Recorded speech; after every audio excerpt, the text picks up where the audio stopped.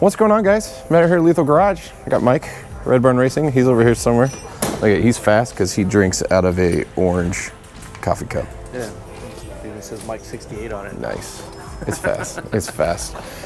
But we are out here at Papini's garage because he's got a dyno here in Temecula. And we're basically here today to get the car dialed in, set up. So we got methanol, we got the 4 Innovation triple pump in there. We're going back to E85 and new pulleys and anything else? I miss anything? I think that's everything, right? What else did we do? All of that.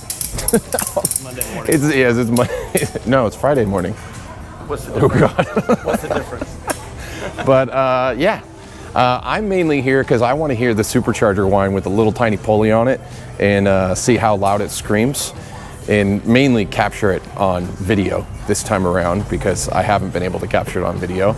And as you guys know, for the better part of a year, Lethal's been kind of on hiatus as we've been working on the 71. So this is the first time it's out doing something other than being in storage, because that's basically what it's been doing, because all of my money has been going towards the 1971 Lethal Classic. If you guys haven't seen any of those videos, check them out on the channel. But that project's coming to an end, thank God. He just got started on No, gosh, don't say that. Don't say that. But it's finally coming to an end, at least as far as spending money. So we're putting some money back into Lethal. Unfortunately, the DSX low side pump failed. That's not it, Kerry. No. He's spending way more money. The DSX low side failed as we finished the methanol install the last time. And so basically we had to take all of that off, and we did the 4 Innovation triple pump setup, and then also addressed adding more methanol to make sure we don't run out of fuel. So we're doing all this as we prepare for racing, 8th Mile racing this weekend, so we can get the car redialed in for launch and everything. And then December 5th, we're going to the Red List event up at Famosa Raceway, just outside of Bakersfield in McFarland, California, I believe is the technical address. So that's all coming up, but let's get to it. Let's hear this car and the dyno and see what happens. Oh, I should caveat, a stock ZL1 reads like 430 horsepower on this dyno. So it is a legit heartbreaker dyno. So if anything, we should see 800 range, which would equate to 1,000 wheel horsepower. We'll see. We'll match it up with the track time. We're not here for a dyno number. We're here to get it dialed in. We'll pair whatever that number is to the track time and let you do the adding up. I don't know how much these are going to help, but I hope they help a little bit.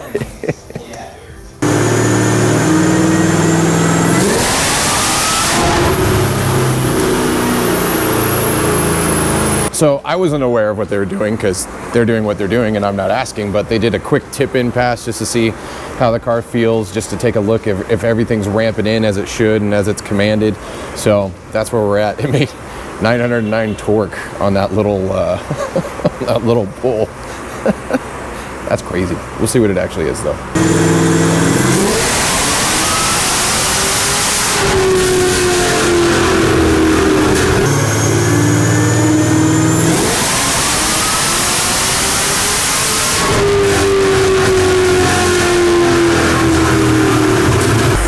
Currently standing in probably one of the worst spots you could be at for a dyno, but I'm hiding behind their alignment rack metal encasement in hopes that if something catastrophic happens, I don't die today. And sorry, I was going to caveat why I'm doing that, because on the last pull, the car was shooting fire, and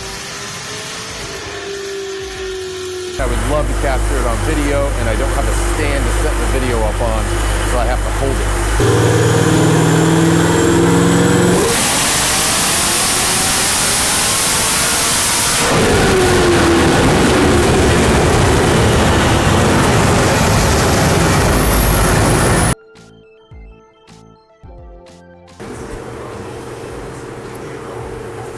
Lethal blows tranny. No.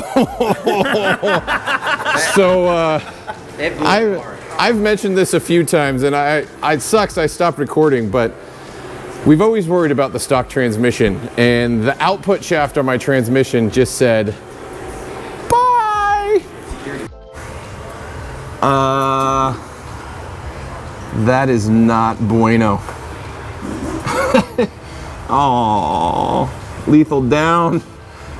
See, all you people, you guys are harassing me thinking my car was broke. Well, now it is. Now it's broken. We made too much power in the stock transmission. Oh, we knew this day was coming. I hoped it wasn't this soon. Right there. Then let go, and that's when everything started coming out. Oh. And I slammed right on the brakes.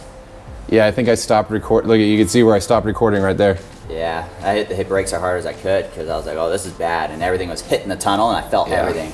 I don't know why I'm smiling right now. Literally, my transmission just blew up, and I'm sitting in a terrible spot for lighting. There you go. I have lights on my camera. So, transmission's toast. I got some playback inside the office from their cams inside the shop, which are awesomely clear, but you could see all the parts flying off across the passenger side, and input shaft literally exploded. We were looking at the numbers and stuff, so we did hit 849 torque, but the car was going 156 miles an hour when it let go, and it literally just exploded. And I just wanted to see flames out the back, not the bottom. Okay guys, we got the car up on the lift. Oh man. Snap the trans mount. Snap the trans mount. The cross member's done. Oh, fun. I have to get a new one of those. Output shaft shot out. Drive shaft is toast. Yep. It ripped up floorboard. Looked like a mouse got in there. No, look at up top. Oh, it just looks like brains. The trans line looks okay. Oh, there's a lot of replacing we're gonna have to do. So I do have a drive shaft loop. I think that saved a lot of potential further damage. Not really seeing anything down here, but we won't know. Now my wife's calling. I honestly don't know why I'm happy about this, but we got the car back. I'm walking away. We towed it with the lethal ram. I created the moment. If anybody had a camera and was snapping pictures of a Dodge towing a Chevy, we gave them the meme for the day. So what to do? What are we gonna do with this thing? Looking at all the options and the cost and everything, I think we're gonna go down the path of doing a built A8. It seems like it's gonna be the path of least resistance. We don't have to customize and fit and do craziness, and I don't know. We're just chit-chatting with Mike about it. It's already crazy. It's already crazy. It's crazy. Let's put a 10-speed in it. The downside, that involves a lot of work, I'm told. New computers, new everything. For those of you wondering. It's not inexpensive to swap to an A10. But yeah, I don't know the answer right now. So we're still looking at all the options. We're looking at what's gonna be the best scenario for the car, knowing that down the road, we're probably gonna go more power. I don't think we're gonna get to the point where we're gonna be running an 8.5 yet, but hey, you know what? Might as well try to push there. Our cage is rated for it, so where do you go from here? This is the second time we broke something. First it was the drive shaft, now it's the output shaft. Probably the least likely thing to break. And it's really interesting because the way the bolt sheared is right up against the drive shaft. It's not like the bolts were backing out or anything. They were all tight, everything was good. I mean, we literally went in and checked all that because they had to pull the drive shaft. And we made plenty of pulls on the dyno. So if that was gonna go, it was gone a lot earlier. Yeah. So. That was the first one to 73 too. So we hit 156 miles an hour on the dyno on that last pull when it gave way. Some of the pulls were making some really good torque, but the thing that I didn't know was how little of timing, and Mike didn't have the inner chiller on yet either. Yep, and it was actually fat on that bolt. Yeah, so it had 14 or 15 degrees of timing, something like that in the car, and they had just settled and balanced out all the fueling, and it was like, okay, time to add more fueling and time to add more timing and see where this thing goes. And it was making some power even then. So I don't have a final number because it's kind of, I don't think I could sit here and tell you what the number was because literally there was no timing in the car. So it is what it is. We don't have a number yet, but once we get this fixed, I keep looking at his car like it's mine. That's not my car. My car's up there. Once we get this fixed, yeah, we'll go back at it again. So yeah, I don't know which way we're going. So either or. It sucks. We're not going racing this weekend. I was really hoping for that, but next time. 2020 doesn't want me to race. It only made 225.